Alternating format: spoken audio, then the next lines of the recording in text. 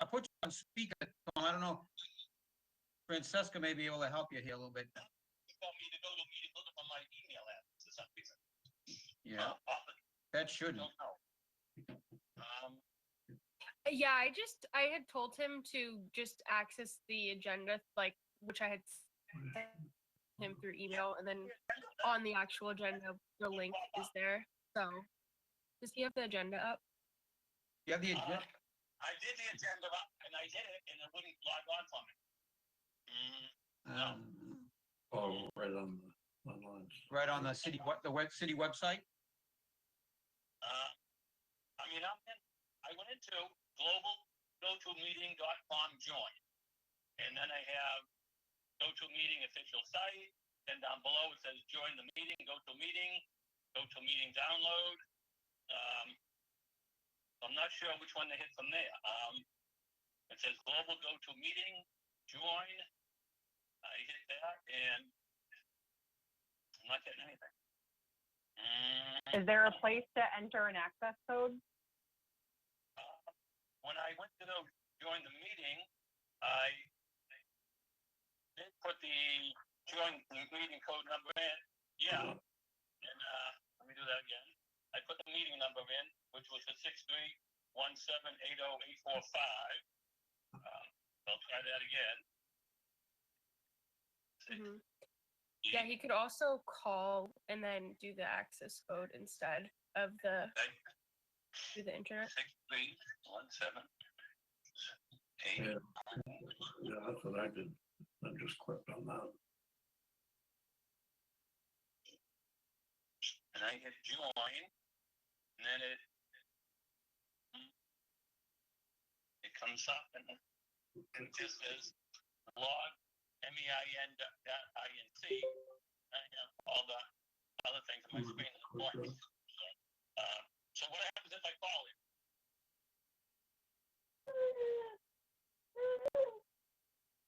Have you on my phone? Hello? Fran? Did I just lose? Hello? Fran? Can Yeah. you hear me? Yeah. Yeah, we can hear you, Fran. Hello? Oh, I think I lost Tom. Hold on. Hi. So,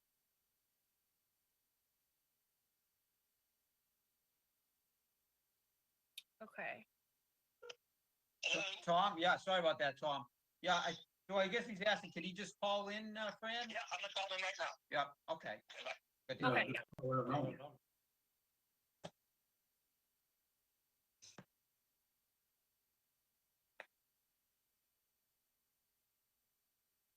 Bob, yeah.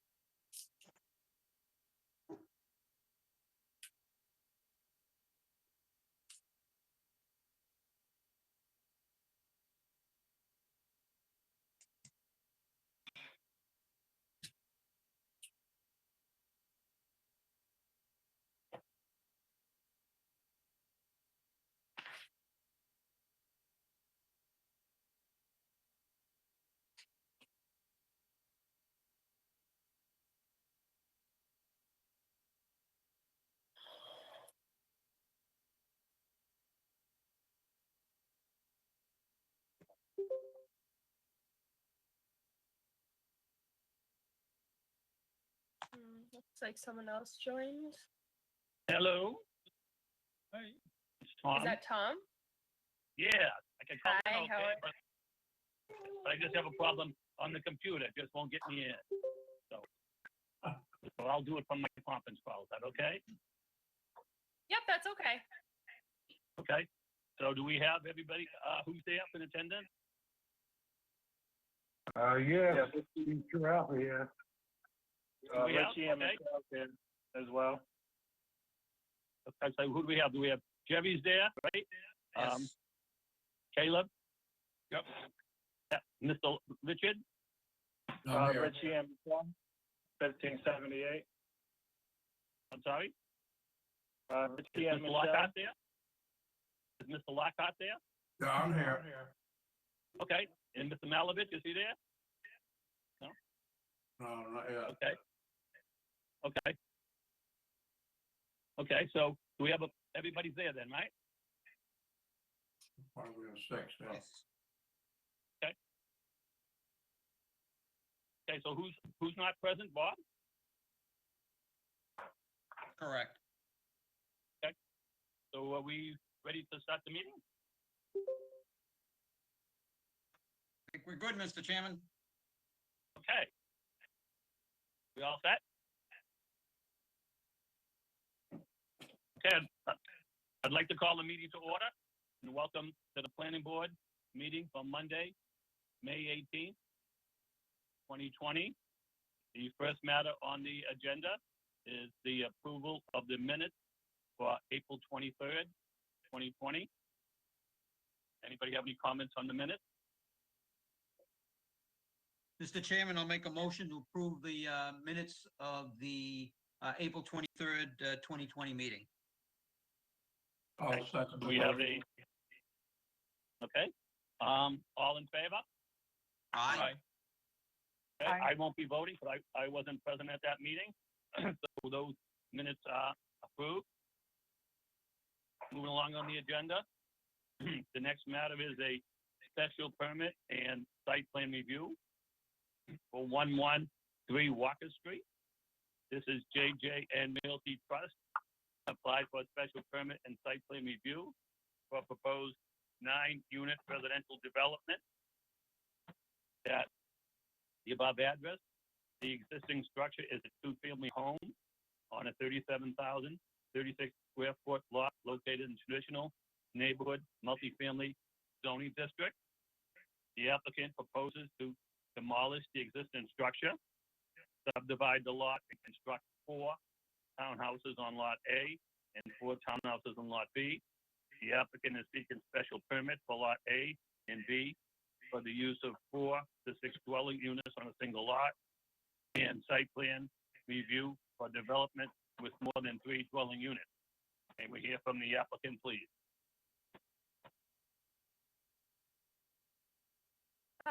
Tom, so they are actually requesting a continuance. Okay. And in the revised agenda that I had sent out, it Yep. states that in there, no one is here on behalf of that petition because they requested Okay, a continuance to the June 15th. okay. No problem. Any of the board members have any problems with the continuance to June 15th? Mr. Chairman, I'll make a motion to continue site plan and, the special permit and site plan review hearing for 113 Walker Street until the June 15th planning board meeting. Okay. Do we have the No, second? I second the motion. Okay, all in favor, say aye. Aye. Aye. And the chair votes yes. Okay, so the next matter, I believe, is the same thing. They're requesting a continuance as well. That's correct, Fran? Mhm. Correct. So next matter would be a special permit for 246.1 Market Street, which is Emerson 100 Rail. Yeah, I'm sorry. Could you Go ahead. just vote to continue? Could you vote to continue to 46.1 Market Street? We don't have a vote. Did So you I was, just? I was, No, Am I what I was missing gonna do, I was something? gonna, I was gonna read the, application first and ask for the vote. Oh, so sorry. Okay. I thought that you. No, we voted for Walker Street, so I was just gonna read the application for Market Street and then ask for the vote to continue. Okay. So this is a special permit on 246-1 Market Street, and they request a continuance to June 15th. And this would be to amend a special permit granted to convert the former mill building at the above address. The building in the downtown mixed-use zoning district, and the applicant is seeking special permit approval under section 8.1, increase the number of residential units from 13 to 29, and for any other relief. And the applicant's requested a continuance to June 15th. What's the request of the board? Mr. Chairman, I'll make a motion to continue the special permit application to the planning board meeting of June 15th. Do we have a second? I'll second the motion. Okay, motion made. All in favor, say aye. Aye. Aye. Okay, chair votes yes. That motion carries. That matter will be continued to June 15th. And the next matter on the agenda is a site plan review for 60 Sixth Street. James Molinari, on behalf of Grow One Inc., applied for site plan review approval to convert a approximately 18,000 square foot existing building into a marijuana cultivation facility. The property is in the light industrial zone district and requires site plan review approval upon section 11.4.22 8 for the registered marijuana use and for any other relief required. May we hear from the applicant, please?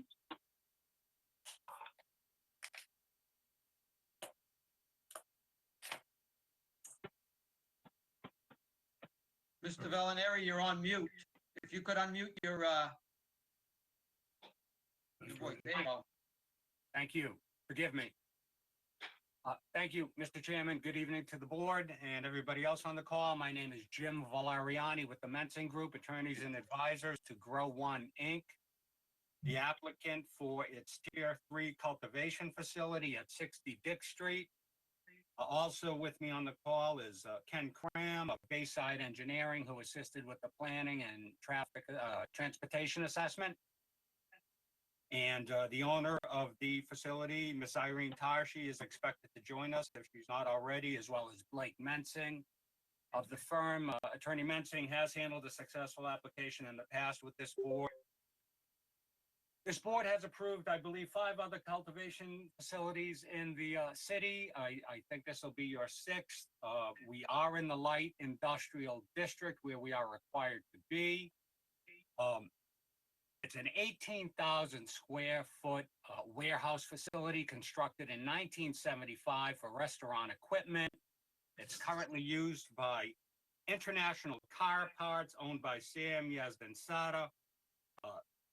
Sam is he owns and operates International Car Parts throughout New England, and he's only utilizing 8,000 square feet of this 18,000 square foot facility. So he is seeking, and our client is seeking to make full utilization of the building, an 18,000 square foot Tier 3 cultivation facility with ancillary manufacturing and production that goes along with this application.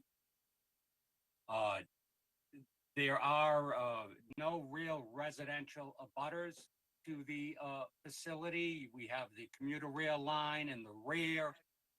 We have a large industrial area on the other side of the tracks, auto mechanics and auto body shops to the front, and to, as I'm facing the facility, to the left, and a plumbing store on Ellsworth Street to the right.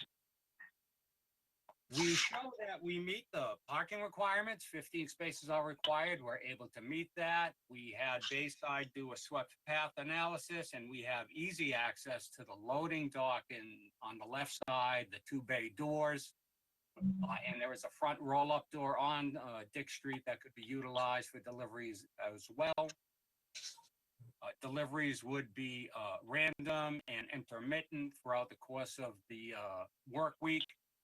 So even with that flexibility, there's real no concern of any trucks coming in. We showed it for a 30-foot truck, and we meet the ability to back in, but light vans, highly secured light vans would be the mode of delivery for the facility. We did request a number of waivers with our application, some minor, the reduced plans. We did submit full plans, and Ken Cram can show the site plan as needed. We did request a waiver of a stormwater analysis. It's an existing building, and the entire area is paved. There's a catch basin on site that connects to the city sewer system, as well as 2 catch basins on Dick Street, just down to the left. There are no stormwater issues.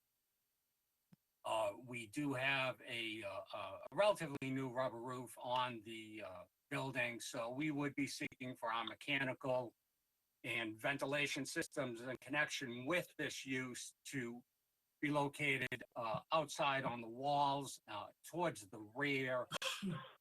We have a large loading dock of, I believe it's 17 by 34 feet. So that would allow us to place our auxiliary generator, a 30 kW, as well as the mechanical equipment, the chiller units, the compressors, along the back where the railroad tracks are. So there's no concerns with noise.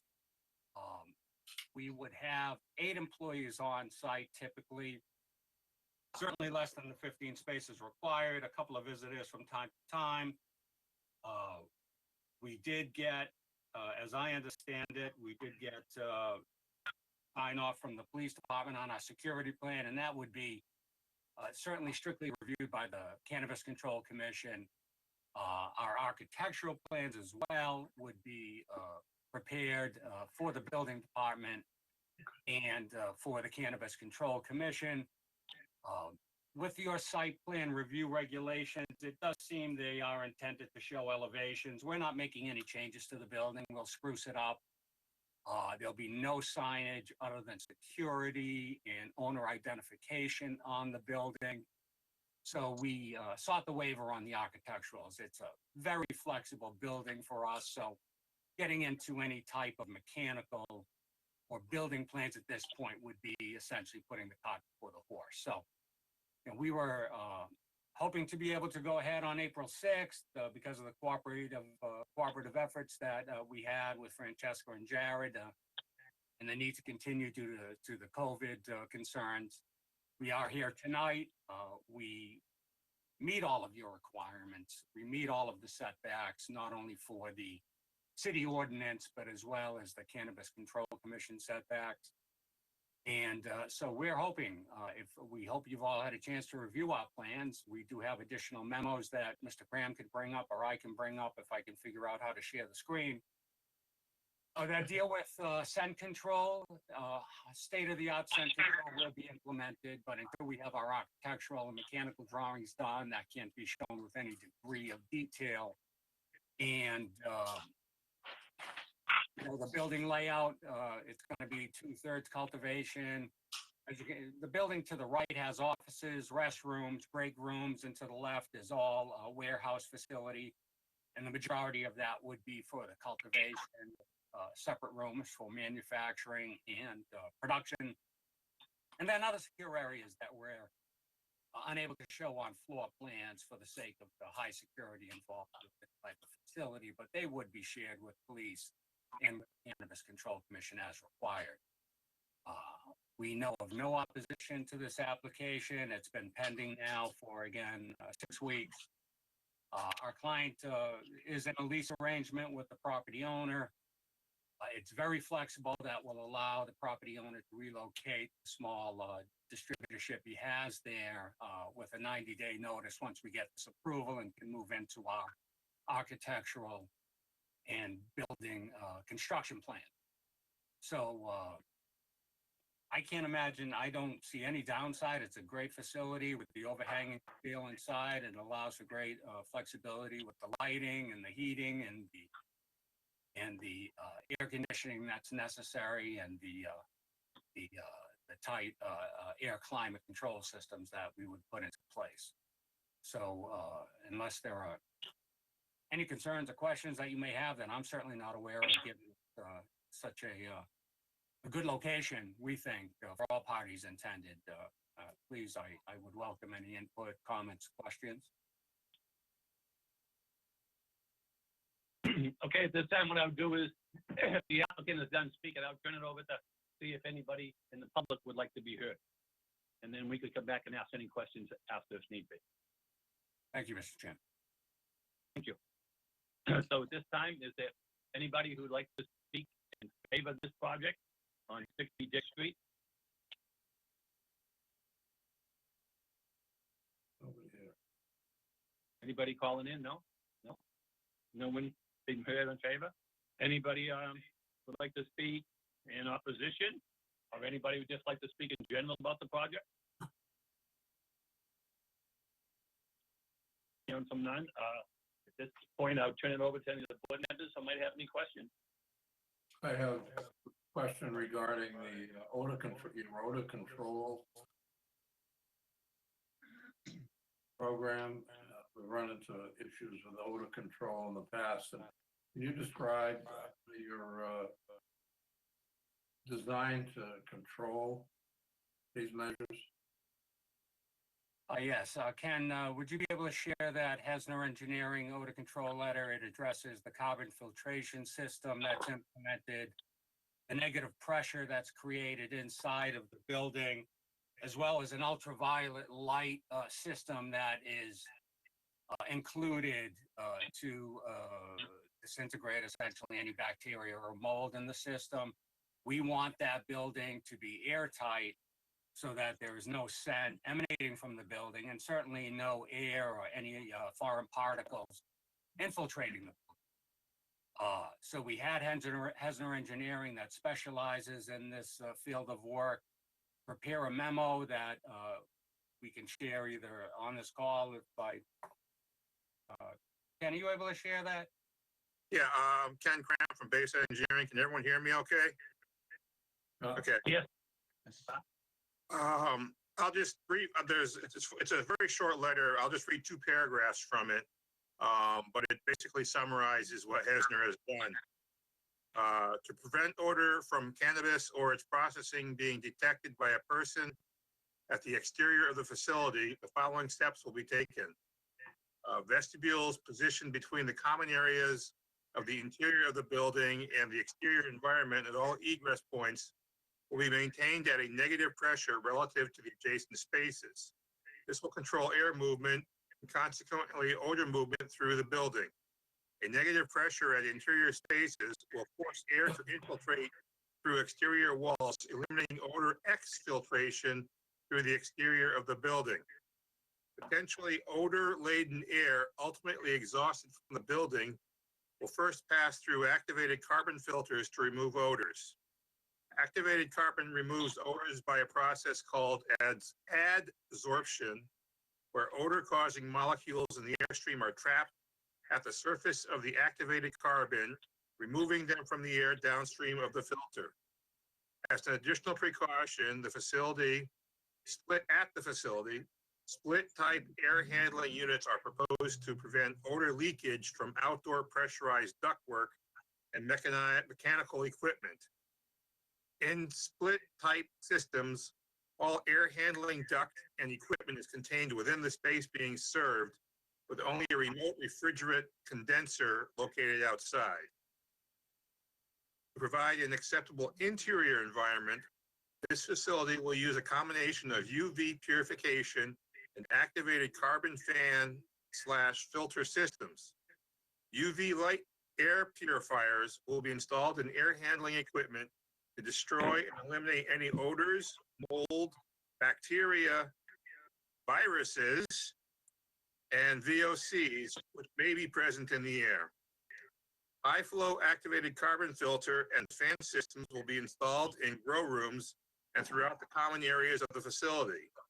These use activated carbon filters to eliminate odors will be present, which may be present in the air. So I think we just solved the coronavirus problem. So, if you can. Thank you. Do you have a maintenance group or, to maintain this system? Or your plans to, contract that out to an outside service company? Just to maintain the integrity of your odor control system? Oh, absolutely. Absolutely. There would be periodic, semi-annual, changing of any filters as necessary. There's pre-screening to the carbon filtration systems as well. And those would be, replaced, inspected and replaced, according to manufacturer specifications. But, again, it's certainly the need for our facility, not only to, prevent any scent from leaving the building, but any air particles of any type from entering the building, given the sensitive nature of our grow operation. So yes, that would be part of our maintenance plan. If I may, this is Attorney Blake Mensing. I apologize, I'm a little late. So the carbon filters have about a 3-month shelf life, so they'll be changed out at least quarterly and serviced semi-annually, as Jim mentioned just now. Okay, thank you. Any more questions, Richard? No? I have just about the outside lighting that's referenced in our documentation here. Can you describe the outside lighting? Yes, it would be sufficient it would be downcast lighting in the evening. It would be sufficient to light the areas of the building. The building does sit right up against the commuter rail line. It sits right on the property footprint. So Yeah. lighting would be on 2 sides of the building and on the front, but it would be also broadcast down towards the railroad tracks as well. But it would not leave the perimeter. Any lighting, there'd be no noise, light pollution, I should say, leaving the premise. Okay. Very good, thank you. That's all I have. Thank you, Mr. Lockhart. Any other board members have any questions, comments, concerns? Mr. Chairman, if I may, Mr. Fischett? I just want to go to the memo, the staff memo from April 9th, just to go over some of the items. We do have approval from the Lowell Fire Department. We have approval from Solid Waste and Recycling has approved the site plan, although I noticed the comment from Solid Waste is that they just need to make sure it is large enough for the type of container being used.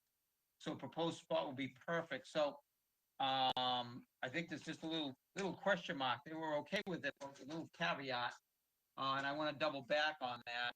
And also staff does ask the question, how many employees will be employed at the site or be there at one time as well? Okay, if I may, Mr. Chairman, thank you for those questions. We are anticipating 8 employees on any given workday. Again, we meet the parking requirements for the 15 spaces shown, so there's a great deal of flexibility there. Perhaps a couple of visitors from time to time throughout the course of the day.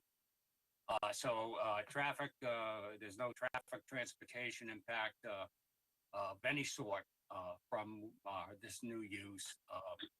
Yes, we believe putting the waste receptacle to the right allows for a waste removal truck to pull in and dump it into its receptacle, and with still all the parking, even if it were to be made to use at the time. And it's a tier 3 grow facility. It'll start off, with perhaps 8 or 10,000 of canopy or grow area, and expand as the product expands, their sales expand to the retail shops throughout the Commonwealth. So if we do have a great deal of flexibility on site to expand the dumpster, if I may, if necessary, but we go it to the right, and again, we have a lot of flexibility to the left with that large loading dock as well. Okay, then on the memo as well, regarding the lighting, one of the questions being asked, and you did note in your opening comments that there's no direct residential abutter, but really when you stand at that building, there are some residential homes that are very, very close to the property. So and I know there's security issues as well, but on the lighting itself, what's the intent, to have the lights on to a certain time in the evening, or on 24/7, or just, what is the intent there? And I do know there could be a conflict with whatever the police department may have in mind relative to security. So just, you could elaborate on that a little bit, please. Yes, thank you for that question. And police did give us their approval on security, certainly subject to the Cannabis Control Commission, high security standards that we'll meet. The lighting will be downcast, and it will be shown above entryways and immediate areas of the building. I cannot think of any scenario where it would be impede offsite, to be in any way detectable offsite to any of the nearby residential properties. They are certainly, it's Lowell, it's an urban setting, and residential is very in close proximity to industrial and commercial uses. We understand that to some degree the case here, but our lighting will be, limited to just the exterior of our building, to the footprint. Okay, will there be a time restriction on that? In other words, it will be on till 2 o'clock in the morning, or till closing time? Do you have an idea of how Well, long? I think we'll show the lighting on entryways throughout the course of the night, just over entryways to the facility, not the loading docks. So we're willing to make sure that we comply with any conditions that this board or local police might have, and we're flexible with that once we get up and running to modify the scheme as well. Yeah, I understand there's a balance there, because the police Yes. department may have some other idea in mind. And then obviously the lighting, we don't want that to spray off-site, so that honestly, depending upon what home you're on, that lighting could have an effect. There are some homes that are really close. Of course. If I may, obviously with security at the forefront here, one thing that I've had clients do as a courtesy is just do motion activated lights on areas that aren't, always right at the front and center of the building. Sure. And then additionally, the security cameras themselves have not quite all the way infrared vision, but certain low level settings, and you can just adapt the camera model to account for that. So certainly we are mindful of the neighbors. And honestly, I put tape over, my clock to sleep at night. So I'm certainly understanding of that sensitivity. And we will absolutely take that into account with security in mind as well. Okay. And then the other comment on the memo as well is the pavement on site. You talk about marking off parking spots, and really to the left and to the left and to the right side of the building. But going out there on the site, if you're really facing the building on Dick Street and to the left, the pavement has deteriorated to the point where it's not even pavement. It's I don't even know if you can see that. I don't know if you can see. That's I'm aware of it. We are. looks like dirt. What is, this is an opportunity here. You're putting a business that hopefully will be a thriving business. But it's also, even though it's a light industry zone, it's an opportunity to really bring up the level of how that area looks. And although it may not be a palatial lawn around the building, it's an urban setting, and at least the pavement should be, I think, redone so that it has a better presentation as it sits right now. We're aware of that, sir. Thank you. The right side of the building, we feel the pavement is fine. On the left, there's some concrete surfacing that has deteriorated. We would hire a contractor to jackhammer that out and refill the areas that do need to be restored. Surface coat the parking area, stripe it, and put in the minimal amount of landscaping that's needed. We don't want, you can't have an overabundance of landscaping with our facilities just for security purposes. You want visibility for police driving by, but yes, we're aware of that and we intended to have that resurfaced. Okay, I will tell you, we've approved, as you said, I believe 5 other spots. They've been in light industry zones, but in all instances, they have provided us with elevations and they have provided some form of, I'm not gonna call it landscaping, but even some hardscape with some planting around the building just to kind of soften that look a little bit. Now granted, it's in a light industry zone, but when you look down the street of some of those residential, the 2 residential streets that come onto Dick Street, you have a clear shot to that building, and it certainly would be an opportunity to soften that a little bit. And understanding it's light industry, we're not trying to make it something it's not, but there is an opportunity here, and I think it's incumbent upon us to try to maximize that opportunity. Mhm. And we would agree with that. We do have some grass and soil areas on both sides of the parking. We would seek to put in hardy, arborvitae type plants and maintain some mulched areas. So we agree. The landscaping again needs to be intended so there's high visibility for security. But we would take those steps on the elevations. It's an existing warehouse from 1975, as I indicated, and other than honestly a paint job, there'll be no signage, there'll be no changes to the exterior. So we didn't feel elevations were necessary. We've got photos that we submitted with our application, and we'll be sprucing up the building. I think that they'll meet the desires of the board. Yeah, what I would be looking to do at very least, and again, it's up to the board members if they agree, but is to at least make it subject to, for lack of a better term, approval of the landscape plan by DPD. You know, as as you described, spruce it up, whatever DPD may deem appropriate. And quite frankly, if you can't come to some sort of an agreement, they would have to come back to the board. And like I said, we're not looking to have an overabundance of landscape, but there's some opportunities here. We just want to make sure we don't miss that. I agree. We're trying to, you know, set aside some snow storage areas. But again, that we do have the ground area to the left and the right side that we can work with. I'm sure, I have no doubts we'll have a very good. I think we're completely amenable to that as a special condition of the permit. Of the site plan Okay. review, excuse me. And then lastly, on the memo, there was under stormwater, you had mentioned you did not provide the drainage calculations, but the comment is the applicant should provide stormwater analysis showing that all stormwater will be detained on site for the first 2 hours of a 5-year, 24-hour storm. Certainly, I think we'd still have to make that a condition of the approval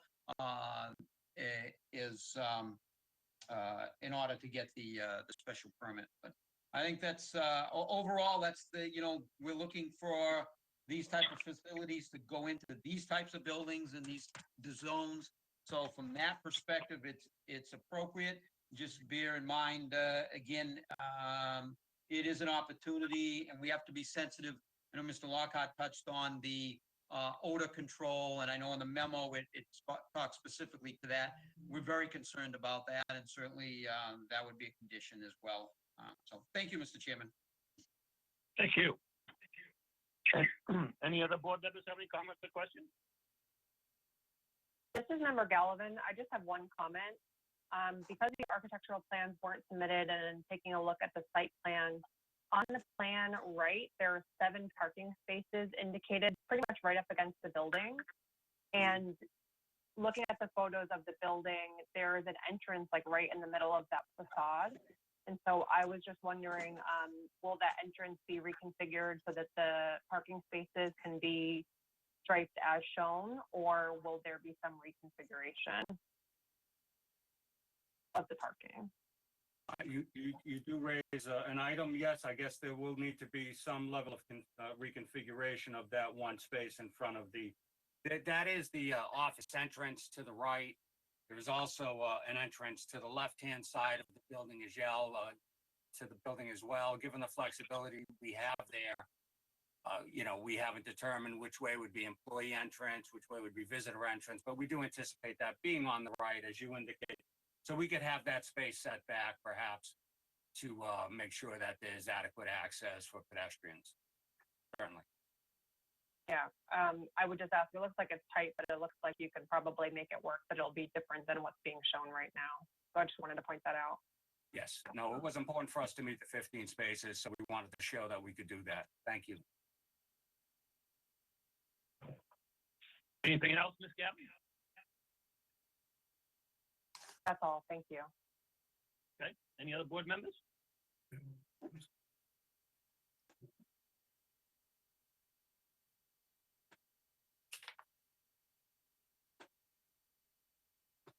Okay, Russell, Caleb, anything to add? I have nothing to add. I think we'll cover all the issues that I'm concerned with.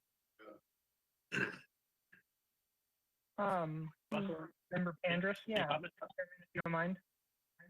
Sure. I just wanted to inquire, it was a note on the staff memo, since there was earlier discussion about stormwater and retaining on site, whether or not the applicant was considering installing the blue roof as mentioned in the staff memo. Well, yeah, we did look at that. It's not something, honestly, we're able to do or willing to do, given the structure itself. It's an existing structure. It's an existing paved area. We've had Bayside Engineering do a very good stormwater analysis for us, so we're not going to have any problems with stormwater. It's a rubber roof. It's relatively new. We had no intention of making any penetrations on that. And with the type of structure, that warehouse facility that was originally built for restaurant equipment, it's a steel structure, and there's high concerns over the ability of it to hold anything other than snow loading and that sort. So yeah, that's not something we were able to treat, and we can understand it being an idea, but it was not something that's feasible for us. Thank you. Just wondering if it was considered. I have no further questions. Okay, any other board members have any follow-up comments as a result of any comments that were made and replied to by the applicant?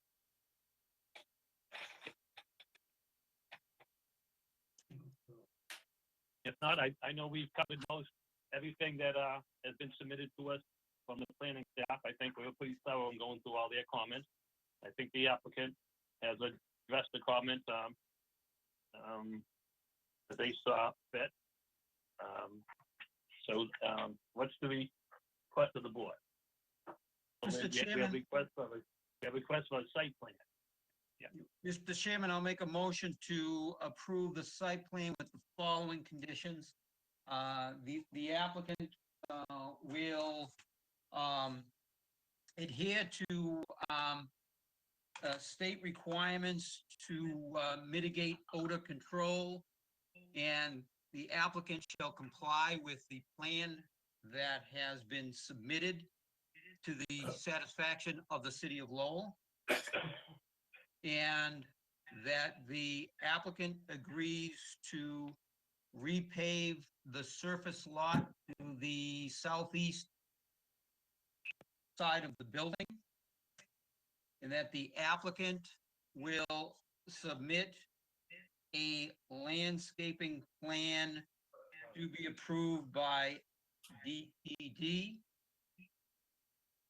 The applicant will submit a stormwater analysis showing that all stormwater will be detained on site for the first 2 hours of a 5-year, 24-hour storm. And the applicant will comply with solid waste and recycling requirements based on capacity needed. And that the applicant's lighting will remain on site, and the applicant will work with staff regarding any alternatives to methods used for lighting, subject to police department approval as well. So I just want to leave that optional, you know, as the plan goes forward, there may be some options that can be used, and work with staff on that one. So we have a motion on the floor by Mr. Fischett. Do we have a second? I will second the motion, Mr. Chairman. Okay, a motion second by Mr. Lockhart. All in favor? Aye. Say aye. Aye. Aye. Chair votes yes. Any opposition to the motion? Hearing none, the site plan is approved, 5 in favor and none against. Good luck and wish you well with your project. Thank you very much. Thank you to the very board. much. Good evening. Thank you very much. Good night. You're welcome. Okay.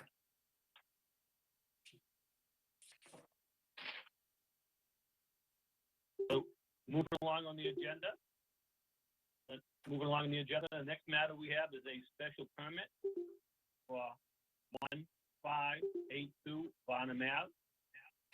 Joseph Silva is seeking a special permit approval to subdivide a lot with the existing single-family home and build a single-family home on a new lot.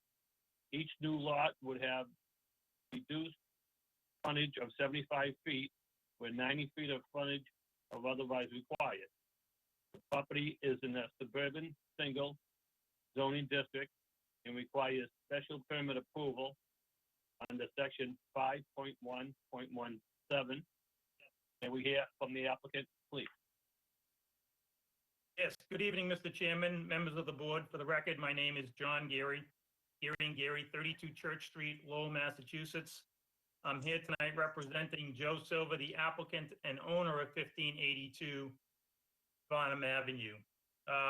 Joe Silva and his partner Lisa Robinson are here with us tonight remotely via phone, I believe. As the chairman mentioned, we are here tonight requesting a special permit pursuant to Article 5.11 subsection 7 and 11.3 of the ordinance in order to allow for the reduction of frontage of up to 15 feet for any given lot, provided that we meet the criteria under 11.3. We've submitted for the board's review a site plan, elevation and floor plans, a landscape plan, and a rendering of the property. We're asking the board to issue a special permit which would allow the applicant to create 2 lots out of the existing lot. The property is located within the suburban single-family district, which requires 90 feet of frontage for any lot. The lots are identified on the site plan that I submitted as lot 1, which is the new construction lot, and lot 2, which is the existing home. Lot 1 would consist of approximately 13,619 square feet of land, and lot 2 would consist of approximately 15,710 square feet of land. So both lots would be otherwise conforming to the dimensional requirements of 5.1. The site presently consists of a vacant Cape-style home along the easterly boundary line of the lot. The home has been neglected for years. The lot was overgrown with vegetation when my client purchased the property. Since then, my client purchased the property back in November of 2019. Since then, he has completely gutted and rehabbed the existing home. He has also thinned out the vegetation on the lot. When my client purchased the property, you could not see the home from the street, and it's only about 30 feet back, 35 feet back. So my client anticipates spending approximately $350,000 to $400,000 in this development, in addition to the $230,000 that he spent to purchase the property. The criteria for issuance of a special permit requires that the board make a determination that the adverse effects of the proposal do not outweigh the beneficial impacts of the proposal to the city and the neighbor, and specifically the neighborhood. The redevelopment of this property promotes the city's master plan and sustainable goal 2025 by providing high quality, safe, energy efficient market rate housing on both lots. In addition, local tradesmen have been and will continue to be used for the rehabilitation and the construction of the new lot on this site. And as I had previously mentioned, this redevelopment will include the complete rehab of the existing home and the construction of a new 2,300 square foot, 4-bedroom, 2.5-bath home with a single car garage. I think in my narrative, I may have mentioned a 2-car garage, but I wanted to correct that. It's a single car garage.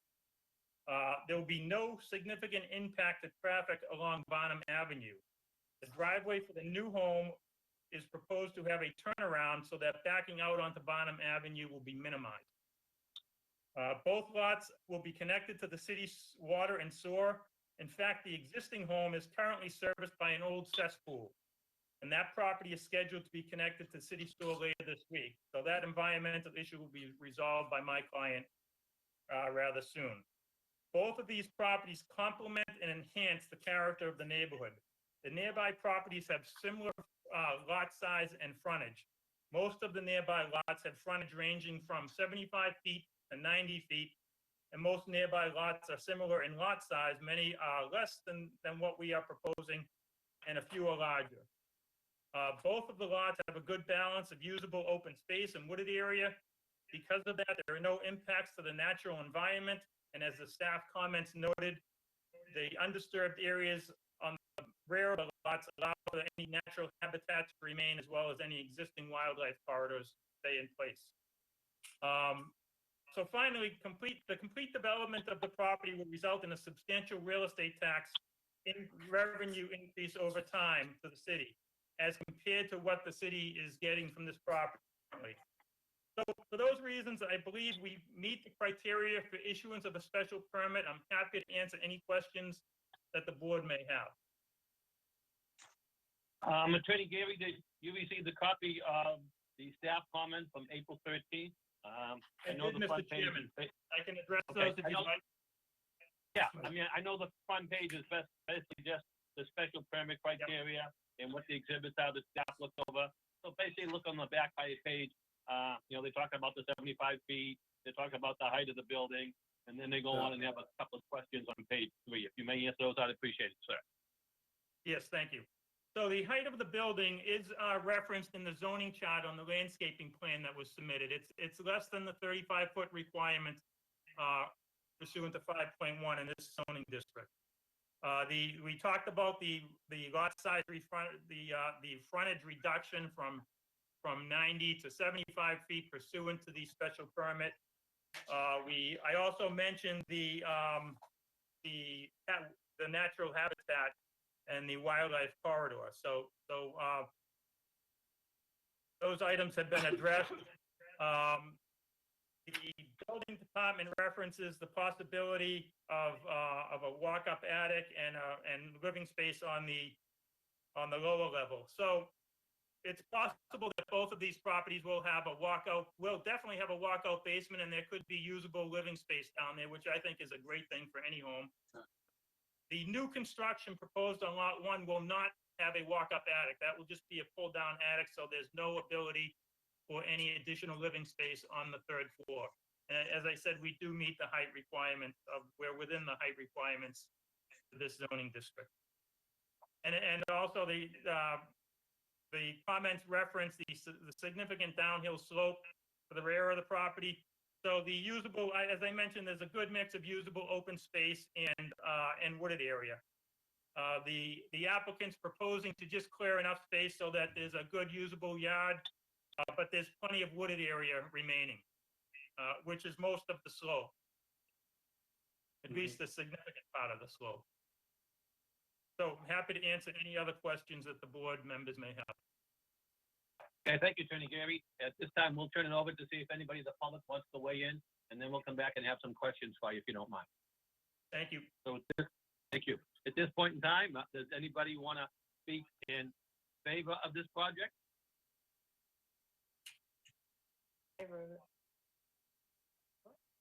This is Richie and Michelle. We're the neighbors at 1578. We have been in close communication with Lisa, and we're in favor.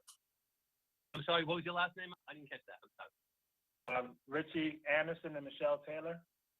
Okay, thank you. I'm sorry. And where do you live in proximity to this address? We're like the house, I want to say, to the left of the house that's being built. So we're like the immediate neighbors. I don't know the proximity. Okay, so you'd be abutting their property and you have no concern? No. Okay, thank you very much. It's always very helpful to hear from one of the abutters because that's usually the people who are most affected. And it's good to hear that you have no problems with that. I appreciate that. Anything else you'd like to add?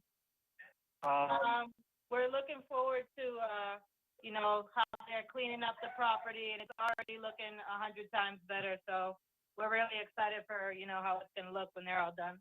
And we've been speaking to Lisa, and she's been very good with speaking to us about, what we want, what we wouldn't want, and things like that. So we're just appreciative of, them asking us for our input.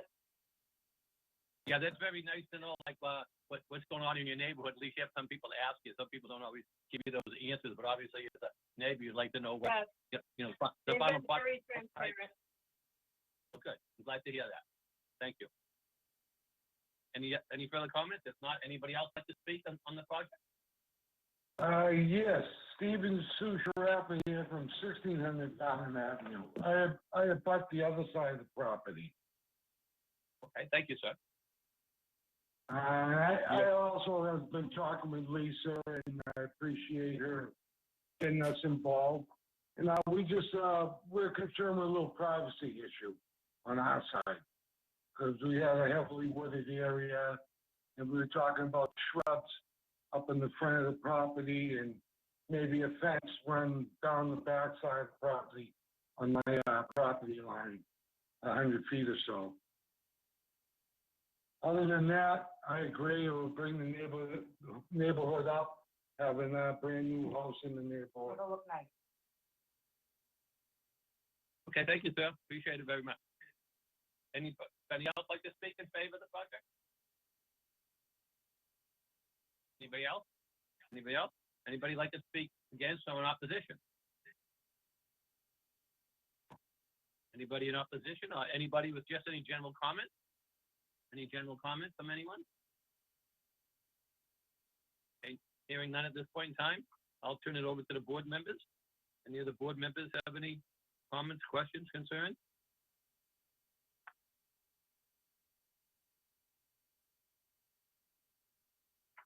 I have a quick question about this is Caleb Chang. Just a question about the yard.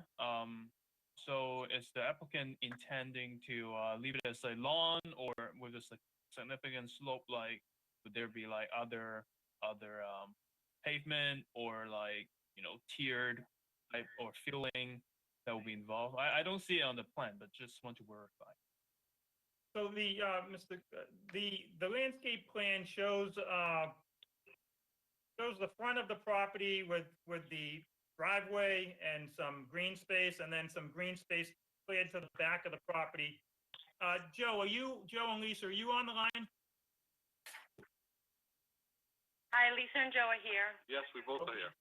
So Joe, how many feet off the back of the house are you clearing? Down to the maybe 100 feet mark. All right. Is that It going was to all be? it was all overgrown and a lot of dead trees. So I removed most of that stuff already. Right. The finish would look mostly all green grass with shrubbery on the sides or a fence, whatever the neighbors prefer. I'll accommodate whatever they ask. Joe is a landscaper by trade. That's his business. So Well, that's good to know, because I need some.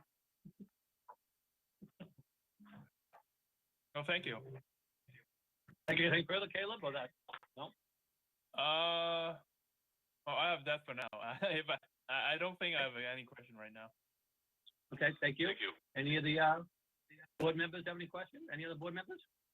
Mr. Chairman, if I may, just, so I like the design of the house architecturally. It's got a lot happening here with the roof line and the dormers and the porch. And I like the returns on the dormers as well.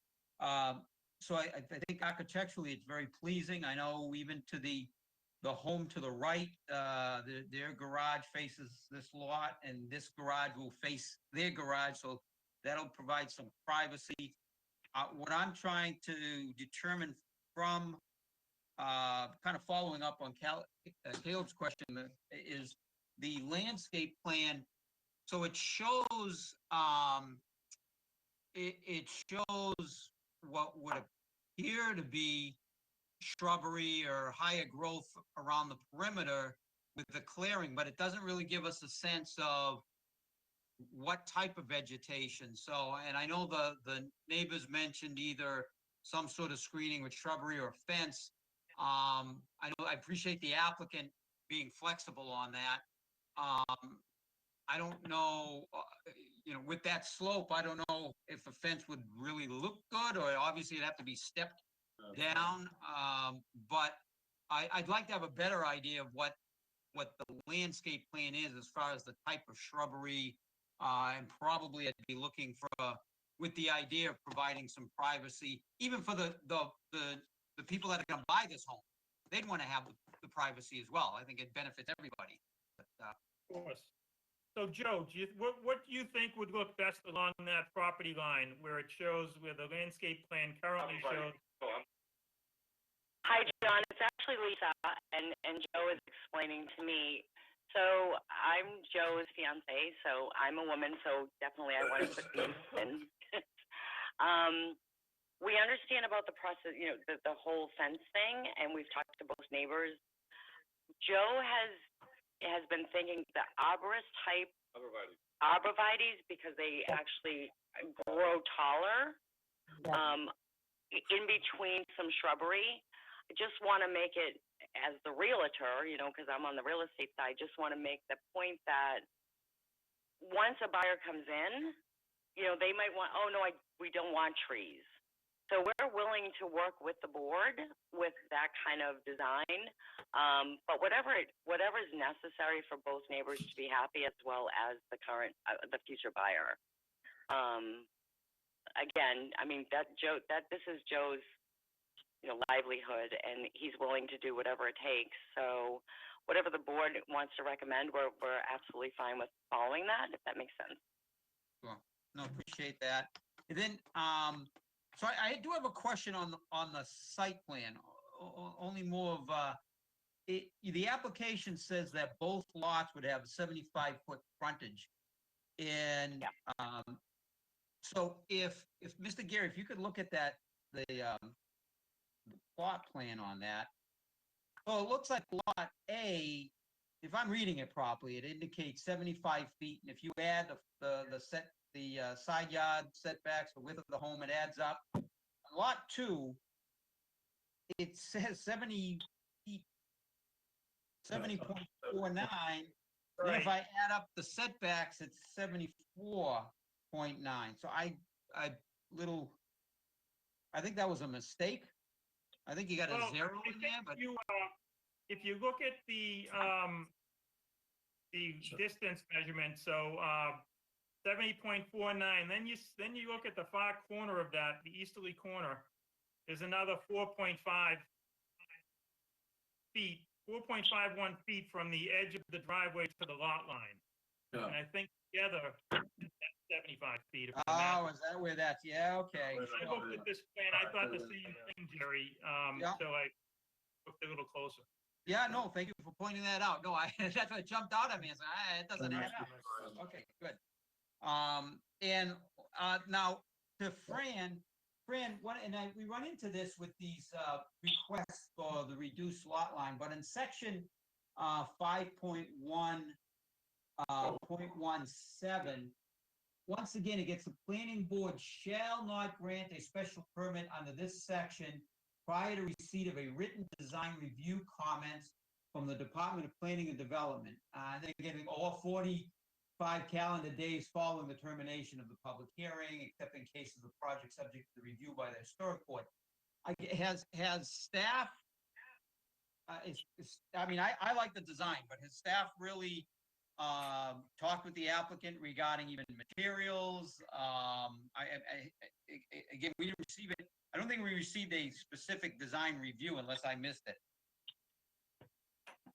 So we did not do a separate design review process, and I'll have to check in with Jared about whether he's familiar with this process, but that's definitely something that I can look into. I don't have a definite answer right now. I've never managed a project with this specific special permit before. Sure. All right, I mean, I guess what I would be looking at, at the very least, make it a condition that, staff review. And if they had some issues, again, I think architecturally, I think it's got a lot going for it. I do like that. I don't think it's too much of a deviation as far as the other homes that are abut the property as you heading back towards Lowell. I don't think this is going to throw it off as far as the proximity of these homes to each other. It has a lot going for it in the fact that it meets all of the other dimensional requirements. I usually have issue with this if there's a request to reduce the frontage, but then it creates side yard setback issues, front yard setback issues, and that's not the case in this particular application. So from that perspective, I would be in favor of what's being proposed. Thank you, Mr. Chairman. You're welcome, Mr. Fischett. Thank you. Any other board members have any comments at this time? I have none, Mr. Chairman. My only question is with the height. And that's been Okay, answered. thank you. I'm all Okay, set. thank you. Okay, thank you, Richard. Russell, or Sinead, anything to say? No comment, thank you. Everything's been answered. Okay, thank you. Russell, any questions? No comments or questions. Thank you. Yeah, I would basically echo what Caleb and Jerry said. I think it's very nice, first of all, to hear, like I said earlier, that both neighbors on both sides of these lots have worked with the applicant, and I praise the applicant for that, because that's very important. Whenever you want to do something in someone's neighborhood, it's always nice to reach out to your neighbors and tell them that you're willing to work with them to do any type of landscaping to help give them their privacy, and therefore they know what hopefully is going to be, when it's built, what it's going to look like. I do agree with, any type of landscaping plan that the applicant wants to put in that would help the neighbors as well as the future owners. And I think, if, as Jerry indicated, if we could just, to meet the regulations on the site plan, if we could just get and writing a small design review process from DPW in the future, and if as a condition, if we could just have that, I don't think anything Fran would have to put in length. I think a lot of your comments under what you gave us for staff today could be incorporated as part of that design review process, as well as anything that you feel will be incorporated on top of that. So I too think it's a good project. I did go out there and look at it more than once. My first thing I noticed was the slope in the back, and I was just curious how that was going to be affected or how that was going to work out. But now that hearing from the applicant, that concern of mine is satisfied. I know you're pretty close out there to the city line, but I do think it's a good project. And again, like as Mr. Fischett said, you're not requesting any other waivers. And more times when we do see a lot of those waivers, usually when we see a lot of relief, that usually tells me that things are too small. But in this case, it's only one request. So therefore, I too don't have a problem with this project. I think it would be a nice project, and I think it would benefit the neighborhood. So I have no further comments from that. Any of the board members have any further comments? If not, we could entertain a motion. Mr. Chairman, I'll make a motion to approve the special permit with the following conditions: that the applicant finalize the landscaping plan, consulting with the abutters, subject to final approval by DPD staff, and the applicant or I should say, subject to final design review by DPD staff. And the reason for that, if there was an issue that the staff did have, it would leave that option available, and if it need be, it would have to come back to the board. But other than that, I think it's a good project. That would be the motion, Mr. Chairman. Okay, thank you. So we have a motion on the floor by Mr. Fischett to approve the special permit. Do we have a second? I second the. Okay. I'm sorry, who seconded that? Richard did. Richard. Okay. Okay. So, all in favor on the motion for the special permit, say aye. Aye. Chair Aye. votes yes. Any in opposition?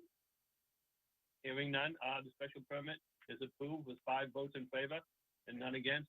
Good luck, Mr. Gary, and to you applicants. I wish you well and hope the project comes out very nice. Thank you very much. Thank you to everybody. Thank you, everybody. Thank you. Thank you very You're much. Thank you. You're welcome. Okay, moving along on the agenda. Do we have anything under new business or anything from any of the board's comments from any of the boards that they represent? We did not meet the historic board. There's very little business right now to conduct. Our next Okay. meeting is in June. And Jerry, any updates from NIMCOG? You know, we have a meeting this Wednesday, Mr. Chairman, so I really have nothing to report at this point in time. Okay.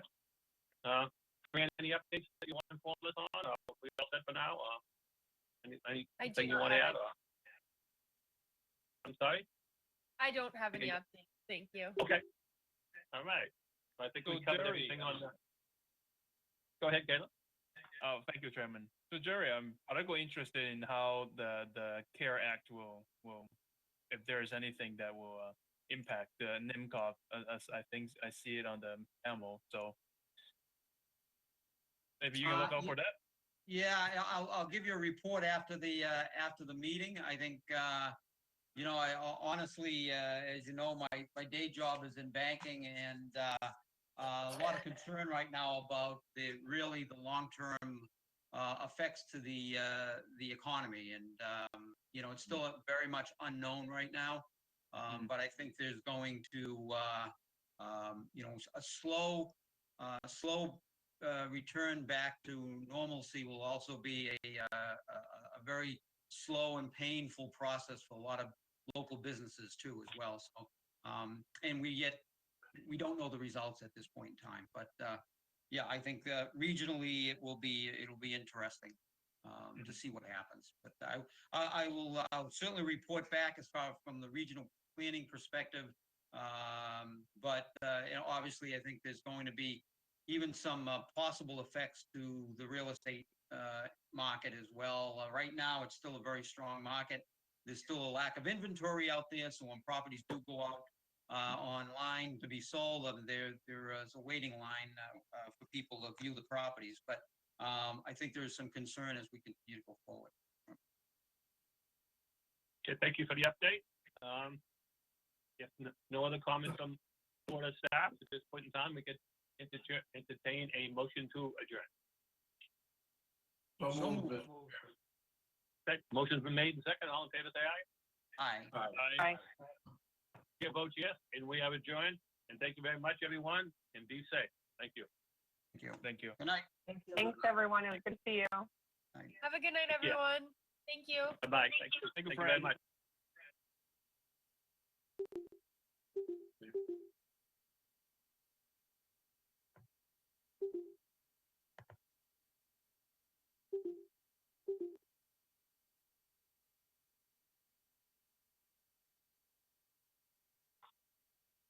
This conference is no longer being recorded.